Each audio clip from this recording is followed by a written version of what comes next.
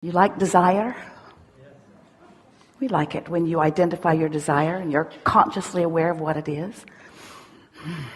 So the trick, it's not a trick, it's a skill. The skill is to have desire that you're not trampling with doubt. To have desire that you believe. That's just the best. A desire you don't believe, not so pleasant, is it? So it seems logical, well, I will just get rid of the desire. Not so much. Because once life has caused you to identify a desire, that's a strong momentum. And it really is, even though sometimes it doesn't feel like it, the path of least resistance to line up with the desire rather than to rail against it. What we want to encourage in these hours that we are together is an understanding of how you be in this universe. We want you to remember that you are source energy, mostly. Even though you're in this physical body, the non-physical part of you is still dominant. And as you are in this physical body, with source flowing to you and through you, you are continuing the eternal life that you are all about. So even when you don't know it, even when you feel bad, even when it feels like things aren't going well, source energy is flowing to you in the only way it can be described is an unconditional love, no matter what. This source energy, the same energy that creates worlds, flowing to you.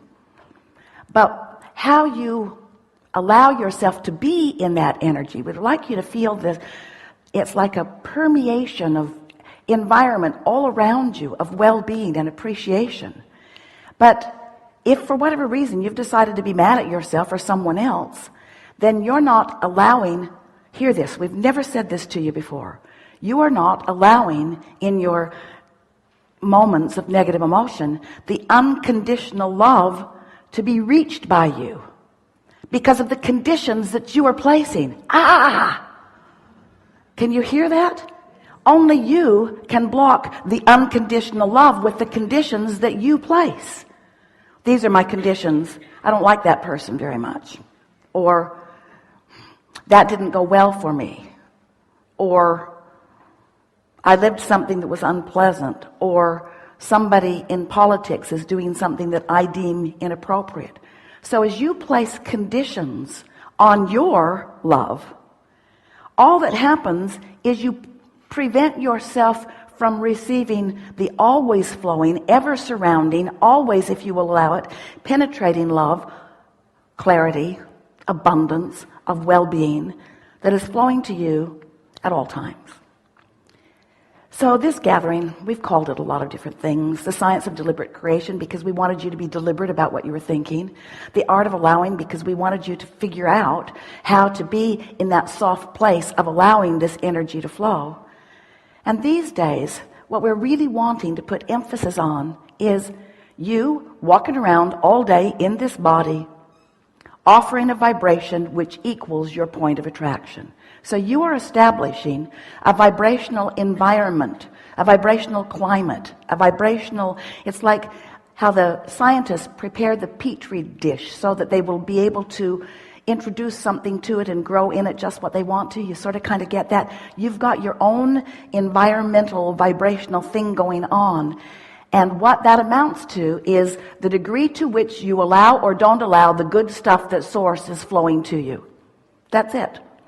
So if you can get that when your kids misbehave and you shout at them because they deserve it, by your opinion and most of the books you've read,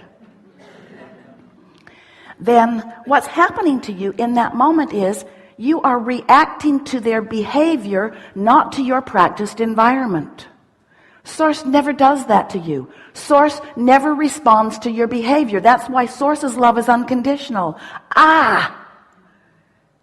But when you respond to someone's behavior or to a circumstance or an event, rather than to the practiced climate that you've established, that's when life gets kind of confusing, because that happens and you respond to it, and when you respond to it, it affects your climate. And when it affects your climate, it affects your point of attraction, so other things like it come to you, and then you start believing that this is just the way it is, because it shows itself to you that way over and over and over again. So why wouldn't you believe it? That's the way it is. They would consider you to be in denial, fabricating things, making things up. And we say, yeah, do that. Tell it the way you want it to be. Practice the environment. Create your vibrational reality. Create your vibrational climate. And then watch what comes. Esther remembers watching Groundhog Day the first time. Her father's birthday is on Groundhog Day, so Groundhog Day has always been fun in their family. Then the movie Groundhog Day came out. Have you seen it? If you're alive on this planet, you have. Where every day starts over again. And the guy just got better and better at navigating through the day as he remembered what happened yesterday and adjusted to it. And that's, in a very bulky sense, what we're encouraging you to understand about your vibrational climate. You've created the climate whether you know that you have or not, and everything that's coming to you is coming in response to your vibration, because that's the way this universe runs. Law of attraction says that which is likened to itself is drawn, and there's no law other than that law that is affecting your experience. You get what you are thinking about whether you want it or not. That's just the way it is. So what you've practiced to be your vibrational countenance relative to money, relative to relationships, relative to home or business or life, relative to every subject in the world, what you've practiced yourself into thought about equals your vibrational environment, and then the universe, the world, the people around you, the circumstances and events, they can only show you what you've created.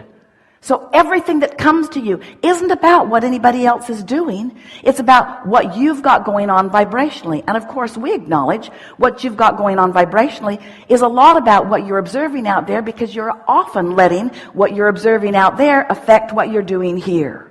But you don't have to. There's this momentum thing that happens, though. Once it gets going, it's just easier to let it go that way, because it's difficult to turn it around. So we want to talk about momentum. We want to talk about deciding how you want to feel.